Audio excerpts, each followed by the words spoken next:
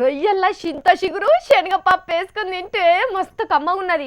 చింత చిగురు దొరకదు అనుకున్నా కానీ మా ఇంటి పక్క మార్కెట్లో 10 రూపాయలకు షటాక్ అమ్ముతుంటే కొంటపోయి అందుకున్నా. ఇప్పటి కూడా నాలుక రుచి పోతనే లేదు. మీ అట్లా కూడా తినే ఉంటారు కదా. మరి నేను అసెంబ్లీలో సీఎం సార్ చెప్పిన ముచ్చట విన్నాక నాకు తినబుద్ధి అయింది, తిన్నా.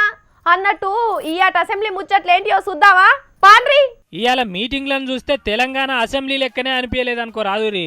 నవ్వుకునుడు ఎంత టైం అయినా మంచిదే, నడిజాం దాకానైనా పొడిగిద్దాం, చూపెట్టుకుందామా చెప్పుకుందామా అన్న కేసీఆర్ సార్ మాటలు అస్సలు వినిపించలే. ఎందుకో ప్రైవేట్ కాలేజీ పిల్లగాళ్ళకు ఫీజులు కట్టే పథకానికి అన్ని పొక్కలే ఉన్నాయని ప్రతిపక్షాలు గట్టిగానే ప్రశ్నించినాయి. ఇక అంతలనే సీఎం సార్ లేచి government is also more concern, మాకు కూడా శ్రద్ధ ఉంది, ఎట్టి పరిస్థితులలో ఫీజు రీఎంబర్స్మెంట్ పథకాన్ని కొనసాగిస్తాం, వీలైనంత త్వరగా వాళ్ళకి ఎంత ఇన్కన్వీనియన్స్ ఉంటే I will review it my self. అవి ఇట్లా మాట్లాడి కూర్చున్నాడో లేదో సభను వాయిదేసింది స్పీకర్ మేడం. అరే రే సాధ్యమైనంత జల్దీగా చేస్తానంటున్నావు కానీ ఆ జల్దీగా ఏందో చెప్తలేవు కదా అని ప్రతిపక్షాలంతా ఒక్క మొక్కగా వచ్చినాయి. సీఎం సార్ అనుకుంటే సభ నడవాలే, వద్దంటే వాయిదా పడాలా అని ఒక్క మాటకు వచ్చి లొల్లికి దిగినాయి అసెంబ్లీలోనే. టీవీలు బంద్ పెట్టారు కాబట్టి బొమ్మలు మీకు చూపించలేకపోతున్నాం కానీ బయటికి వచ్చిన టీఆర్ఎస్ దోస్తు పార్టీ అక్బర్ అనేదో చెప్తున్నాడు.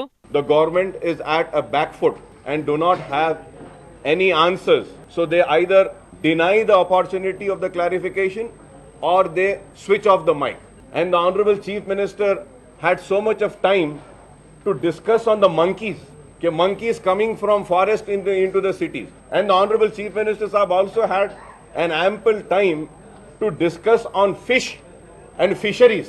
సీఎం సార్ కు కోతల గురించి మాట్లాడే తీరిక దొరికింది కానీ చదువుకునే పోరగాన్ల గురించి అంటే ముఖం దాటేస్తున్నాడు.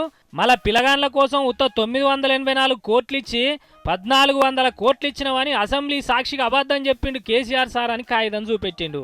దాని సంగతి ఏందో గానీ ఈ పిల్లగాన్లు చదివితే ఎన్ని నౌకర్లు వస్తాయో ఇదివరకు నౌకర్దారుల సంఘానికి పెద్ద మనిషి ఇర్కం చేసిన ఎమ్మెల్యే చీనాన్న చెప్తున్నాడు. ఇనుర్రి ఉద్యోగాలు అంటే గవర్నమెంట్లో ఉద్యోగాలు 1%, 1%. జనాభాలో 1% మాత్రమే ప్రభుత్వ ఉద్యోగాలు ఉంటాయి. మరి ఇంతమంది ఒకే గవర్నమెంట్ ఉద్యోగాలు అంటే కాదు. ఇది కథ. మరి ఫీజులు ఎవరికి ఇస్తారో నౌకర్లు ఎవరికి వస్తాయో రేపటి మీటింగ్ దాకా ఆగుదాం. ఎవరి కథ ఏందో ఇంకింత తేటకు రావచ్చు.